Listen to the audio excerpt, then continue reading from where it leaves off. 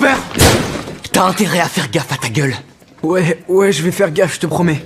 Et tu sais ce qui t'attend si jamais t'as pas compris.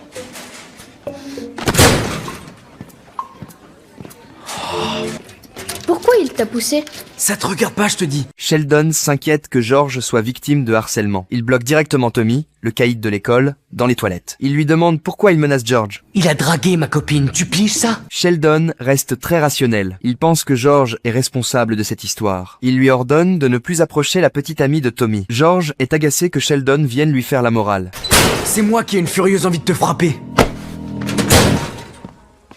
Non, je crois pas, non. Devant tout le monde, Tommy prévient George. Désormais, il sera le protecteur de Sheldon, et il ne laissera plus personne s'en prendre à lui. Sous la menace de Tommy, George est obligé de s'excuser auprès de Sheldon. Tu vois, il est gentil. De retour à la maison, George monopolise la télévision. Il refuse de laisser Sheldon la regarder. Sheldon le menace immédiatement. Il dit qu'il appellera Tommy pour lui régler son compte. George n'a donc pas d'autre choix que de céder. Mais Sheldon devient de plus en plus insupportable. Il commence à donner des ordres à George pour tout et n'importe quoi.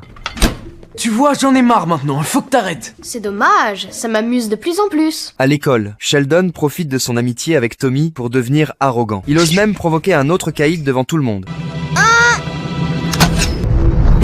Aïe! Quel petit enfoiré! En voyant le regard du garçon, Sheldon prend immédiatement la fuite. Mais à cause de sa petite taille, il finit enfermé dans un casier. Sheldon comprend enfin son erreur. Il réalise qu'il n'aurait jamais dû utiliser Tommy pour menacer George. Le lendemain, il est enfin libéré.